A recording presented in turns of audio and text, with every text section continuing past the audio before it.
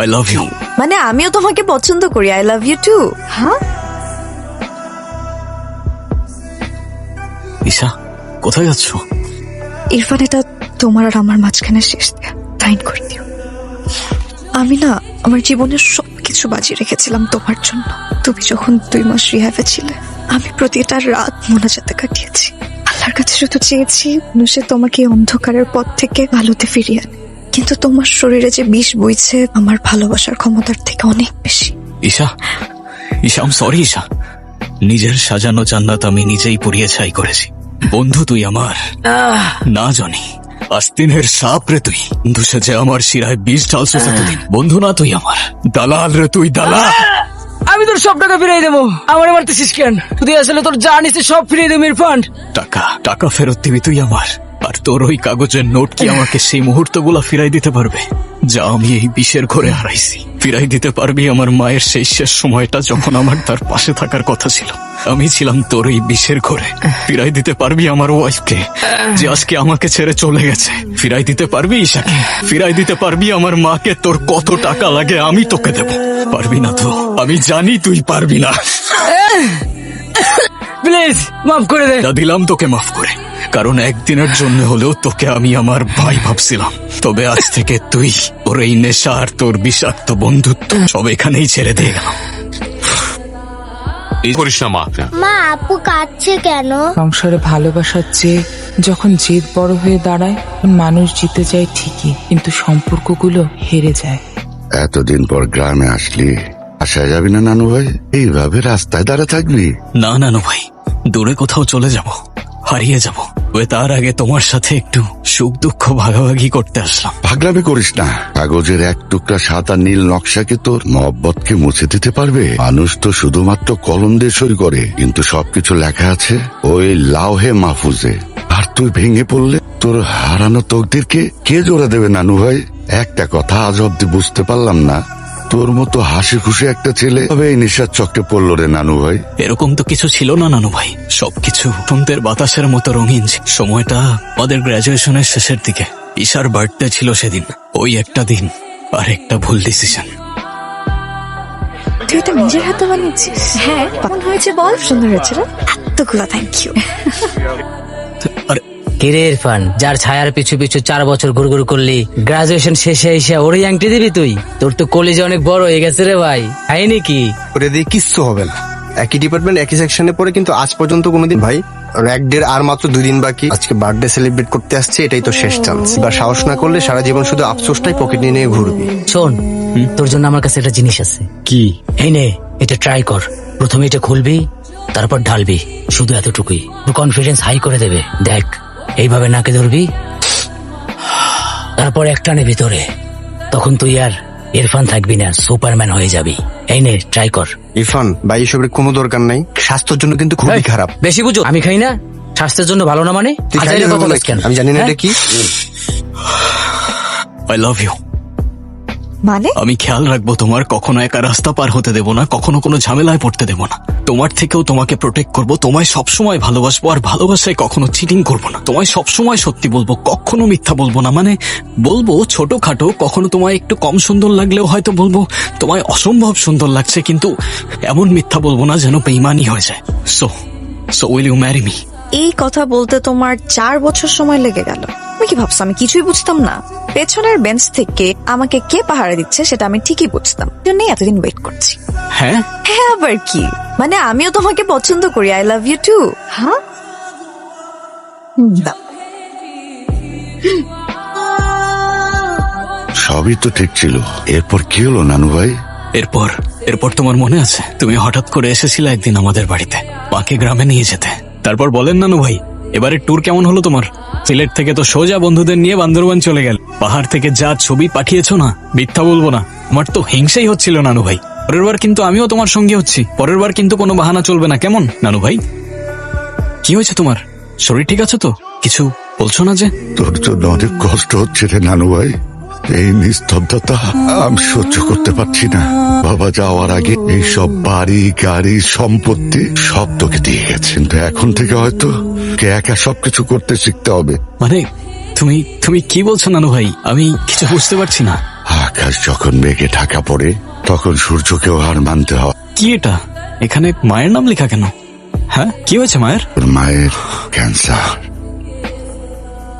কি বলছো তুমি? আমাকে কেউ কেউ কিছু বলে নাই কেন? হ্যাঁ, সে জানে এখনো তুই ছোট, জানলে ভেঙে পড়বি।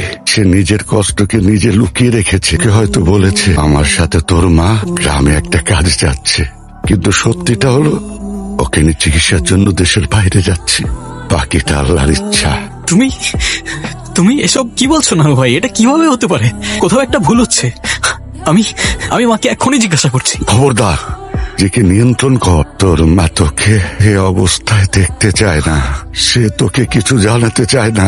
তুই অভিনয় কর, তুই কিছু জানিস না। ইরফান, নানা ভাইকে খুব জ্বালানো হচ্ছে না? চাচা যান, আপনি তো একদম ওকে মাথায় তুলে রাখছেন। আজকে তো আমি আপনার সাথে গ্রামে চলে যাব, তখনও বুঝবে এত বড় বাড়িটা সামলানো কতটা কঠিন। কি রে বাবা, কি হয়েছে? শোন, তুই কিন্তু সাবধানে থাকিস। তুই তো জানিস তোকে নিয়ে আমার কতটা চিন্তা হয়। আমি কয়দিন নানু ভাইয়ের সাথে ঘুরে আসি, তারপর না হয় তোকে নিয়ে যাব, ঠিক আছে? নানু ভাই, আমি একটু আসছি। তুই চিন্তা করিস না মা, আল্লাহর উপর ভরসা রাখ। বাইরে তোকে এভাবে ভেঙে পড়তে দেখলে কলিজাটা ফাইটে যায়, কিন্তু তাও বাবা আমার ছায়া পেয়েছিস। আর এই জনির তো কেউ নাই, ডাস্টবিনে কুড়িয়ে পাওয়া। যার আপন বলতে কেউ নাই, দুঃখ বোঝার কেউ নাই। এই দুনিয়াটা বড় নিষ্ঠুর রে ভাই। আমি কি করব? আমি না কিছুতেই মেনে নিতে পারছি না ভাই। আমি না বুঝতে পারছি না আমি কি করব। মা ছাড়া তো এই দুনিয়াতে কেউ নেই আমার। শোন, এই দুনিয়াতে যেমন কষ্টের যন্ত্রণা আছে, এই দুনিয়াতে কষ্ট যন্ত্রণা বলার ওষুধও আছে। জগনে যেমন হীরা চেনে, ব্যথার মানুষ তেমন ব্যথার ওষুধ চেনে। নে ধর। সমুদ্রের ওপার থেকে আসা ইম্পোর্টের জিনিস। একটা প্যাকেটে 5,000 টাকা হয়ে যাবে, ফ্রিতে দিতে পারবো না। আচ্ছা, 1 2 3 4 5, তুই পুরাটাই রাখ। হ্যাঁ, এ আজব এক মরিচিকা নানু ভাই। ব্রেইন শুধু ছোটখাটো কারণ খুঁজতে থাকে একটু ডোপামিন রিলিজ করার জন্য। তুমি যখন মায়ের লাশ নিয়ে এয়ারপোর্টে আসলে, আমি তখনও সেই ঘোরের মধ্যেই ছিলাম। মাকে শেষবারের মতো ভালো করে দেখতেও পারলাম না আমি নানু ভাই। তুই বড় দেরি করে ফেলেছিস নানু ভাই। তোর সেই অন্ধকার দিনেও ঈশা আলোর মতো তোর হাত ধরেছিল।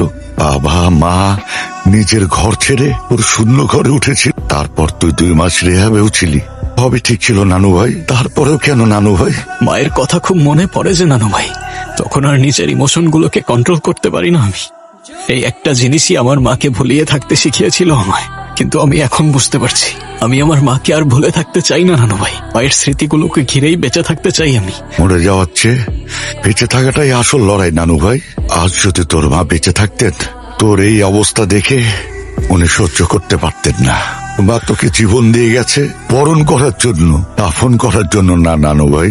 শোন, তোর নসিবে এখনো তোর হাতের মুঠোয়। ঈশা তোকে ঘৃণা করে না, না করে তোর এই অবস্থা কি। তোরা ঠিক থাকলে এসব কাগজ কিছুই না। এসব সাইডে রেখে ঈশার সামনে গিয়ে দাঁড়া, দাঁড়িয়ে বল তোমাকে ফিরিয়ে নিতে সবকিছু করতে রাজি। দেখবি তোর ভালোবাসার কাছে হিমালয় মাথা নত করে। তো সামান্য অভিমান, যা নানু ভাই, নিজের অস্তিত্বকে ফিরে নিয়ে আয়।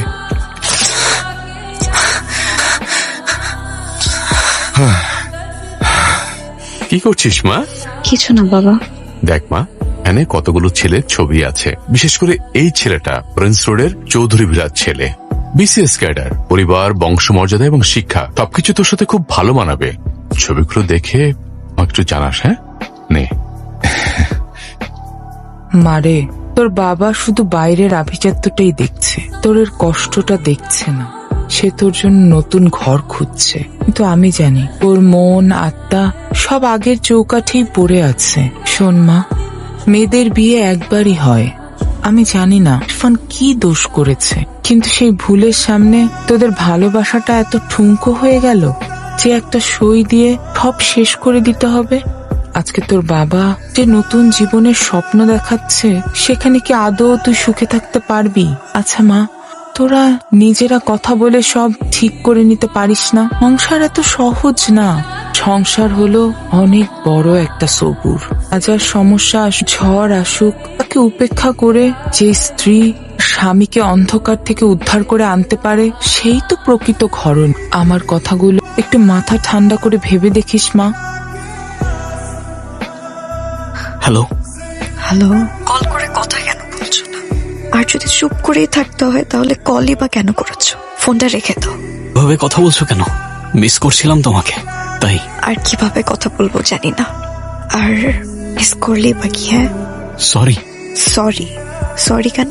এই শব্দের কি কোনো মানে আর আমাদের মধ্যে বাকি আছে? জানি না। কেমন আছো তুমি? ওখানে সব ঠিক আছে তো? আর সবাই ভালো তো আছে না? আছি, আল্লাহ যেমন রেখেছে। আর আমার খবর জেনে তুমি কি করবে?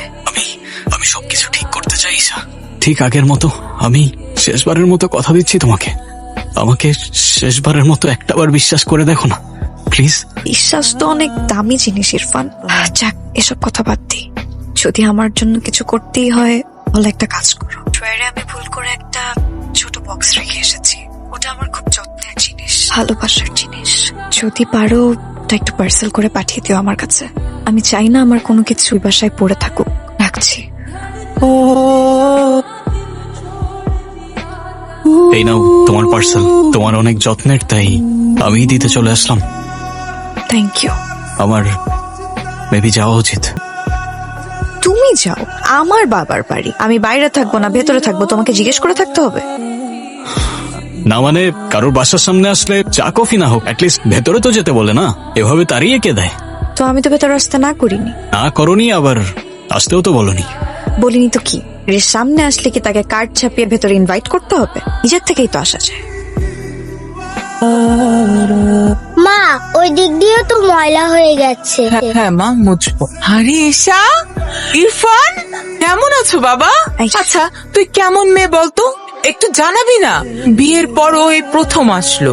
আমি একটু কেমন আছো তুমি? এই তো আলহামদুলিল্লাহ মা। আপনি কেমন আছেন?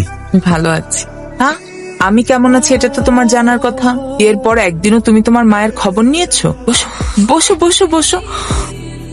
মা, থাক না এসব। থাকবে কেন? সূর্য, ওর কি এই বাসায় আসতে কারো পারমিশন নিতে হবে নাকি? রিজু, কেমন আছো? এই তো। আমি কখনো ভাবিনি তোমার এই মুখটা আমার জীবনে দ্বিতীয়বার আবার দেখতে হবে।